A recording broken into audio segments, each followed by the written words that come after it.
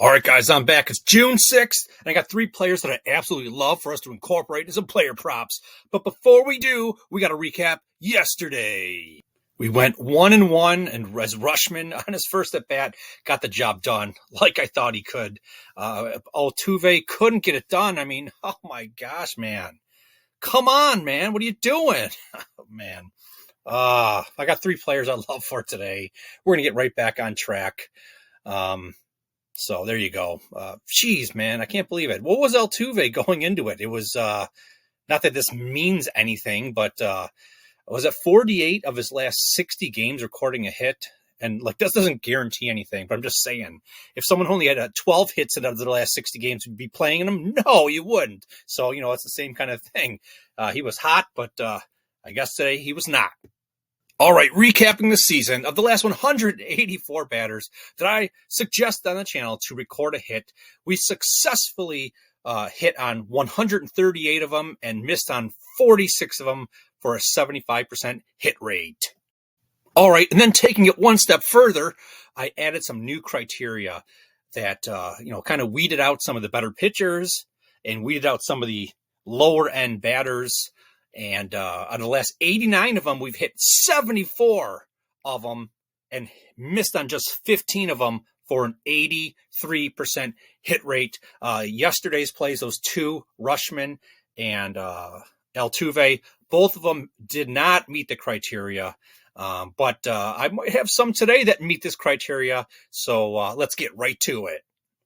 All right, first matchup, and I absolutely love this one, and it falls under that criteria. It's hitting at 83% winners for players to record a hit. Got Adley, Rutschman. We're going right back to the well, baby. And he's going up against Kikuchi, and when you look at Kikuchi's pitch usage percentage, he loves that four-seam fastball to the tune of 47% of the time on average. He throws it. He's not commanding it very well. He's giving up a 300 batting average. And Rutschman says, oh, give me that all day, baby. Because in the last month, I'm hitting the four-seam fastball at a 571 clip. And then when you move on to the next pitch, 30% of the time, the curveball, not commanding that too well either at a 262 batting average given up. This is kind of the wild card here because Rutschman has only seen 4 curveballs in the last month. 4 of them. So it's a low sample size. So there's a little bit of a wild card here, but he is on fire all season long. Moving on to the next pitch, 13% the slider. Kikuchi giving that up at a 333 batting average. Not commanding any of these pitches so far very well at all. And Rutschman says, I hit that slider at a 455 rate. And then the fourth pitch, 11% of the time, he throws that at a pretty good rate at a 194 batting average against. Maybe he should be up in that percentage of that ball. I don't know. I mean, what do I know? A little bit. When you look at the matchup between the two, Rutschman versus Kikuchi, 20 at-bats. Rutschman, 3 hits and 2 home runs. Kind of the same theme yesterday where he had a dominating matchup. Historically versus the pitcher he faced yesterday. Absolutely love the opportunity in this matchup here. Ballpark Pale, they love this opportunity too. They list this as an extreme advantage for Rutschman. He represents the worst 4 percentile of possible matchups for Kikuchi. Rutschman's been on freaking fire all season long, baby. He recorded at least 1 hit in 37 of his last 44 games. And in the last 14 days, what do you think he's hitting left-handed pitchers? He's hitting 500. He's on fire. It's unbelievable. But let's tamp down that flame a little bit because his barrel rate is just below the good range, which is totally fine. His ISO rate is off the charts elite. I still think that right there, though, is would suggest that he is a home run threat. I'm not saying I'm going to play him for a home run, but he has the ability. He has the ability to hit the over 1.5 type of bases. So the over 1.5 total bases is in play is what I'm trying to say. He has the power for extra base hits. But as always, the baseline prediction is just to record a hit. All right, before we move on, I made a little mistake there. I don't want to slander your prowess, your batting prowess against Kikuchi. I said 20 at-bats, 3 hits. No, 20 at-bats, 8 hits, and 2 home runs. Let's clarify that. I must need glasses or something. I didn't see it the first time. All right, the next matchup, Ozzie, Albies versus Mitchell, Parker. And when you look at the pitch usage percentage, Parker loves to throw that four-seam fastball to the tune of 51%, and he's giving it up at a 348 rate. What are you doing? Oh, that's absolutely horrible. Albies, he's hitting the fastball at a 267 rate. I would love to see it a little higher, but I think that he could up that batting average today with a little success. Like I said, he's going to have an opportunity today to pad the stats, if you will, with that four-seam fastball. Moving on to the next pitch, 29% of the time, the curveball. Parker's giving that up almost at a 300 batting average, a 294. He's not commanding that well. And Albie says, for my limitations for the four-seam fastball, for that curve, I'm going to make up for it, baby, because I'm hitting at a 556 rate. Give me the curveball all day long, baby. And then the third pitch, 20%, the slider. He's getting a little better, Parker, a 231 batting average given up. Now, there's a little bit of a wild card again with this pitch right here because Albies in the last month has only seen the slider 3 times. It comprises of what? Like 20%, right? The other ones are 80% of what he may see. So I'm willing to roll the dice on that pitch right there. I love this matchup. Ballpark Pal loves this matchup too. They said this is an extreme advantage for Albies. He represents the worst 1 percentile of possible matchups for Parker. Oh, I love that. You know what else I love? I love that Albies has recorded at least 1 hit in 34 of his last 43 games. His last 14 days, a 267 batting average versus left-handed pitchers. I'd love it to be a little higher, but it's not horrible, right? His barrel rate's a little low. His ISO rate's a little low. That's fine because our baseline prediction is just to record a hit, and those two have nothing to do with recording a hit. Those are more power numbers that would indicate that he's a low home run threat in this game. I wouldn't play him for a home run. Does it mean he can't hit a home run? Of course he can, but I don't think it's worth the risk-reward ratio to go and play him for a home run. And maybe just stay away from the extra base hits either. He has the power to. I mean, kinda. Stay away from the over 1.5 total bases. This is primarily, would be best using a parlay with someone else just to record a hit. All right, this matchup and Albies, and then why not just say it really clear, all 3 of these players fall under that 83% hit rate, that extra criteria, that cream of the crop that's far beyond better than the 2 players that we played yesterday.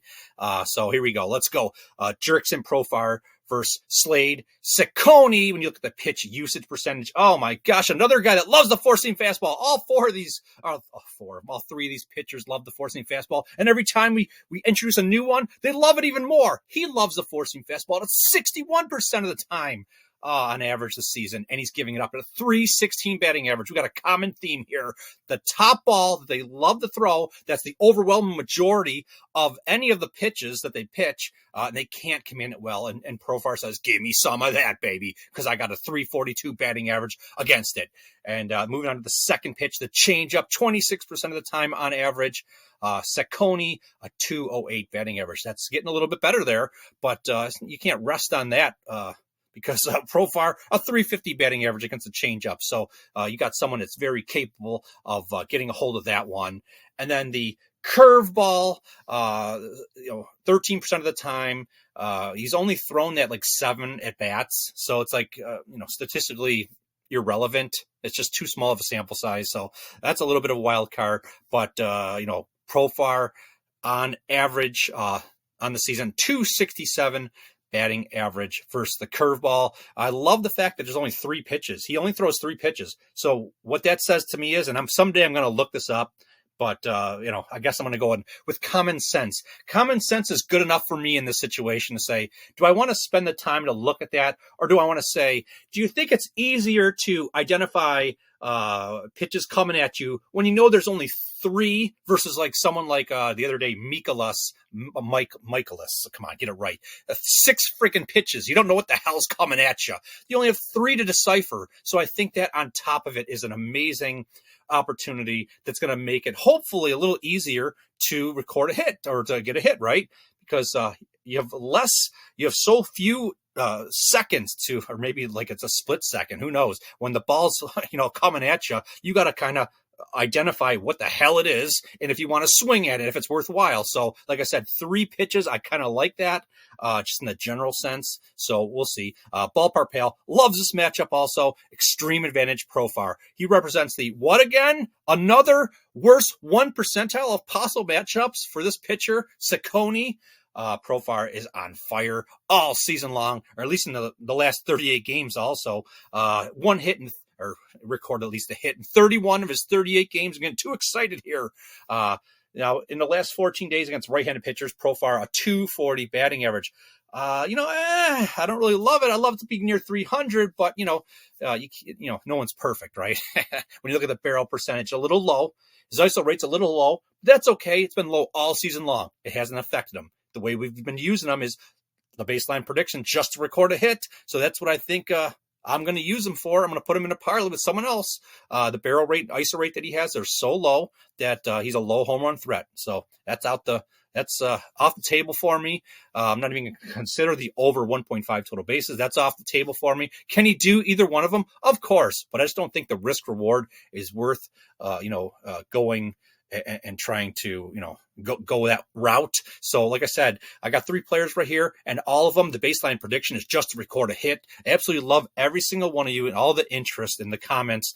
I do feel a little guilty that I haven't responded to any of the comments, a few of them here and there the last 4 days, and I truly apologize. I think I just have to put the slate clean and start tomorrow. I've just been so busy this last weekend and stuff like that. And I don't even know what the hell day it is, to be honest with you. I've been so busy. So there you go. Hit that like button, hit the subscribe button. I absolutely love all you guys. I love all the interest. And like I said, I personally feel very, I don't know, off for not responding to you guys in the comments, because you guys took all that time to, produce all that amazing comments, and I haven't really, commented back. So I'll have to do a lot better than that. But okay, I'm going to leave it right there because, I like to talk too much. Can you tell? So hit that like button, hit the subscribe button, and I'll talk to you guys tomorrow.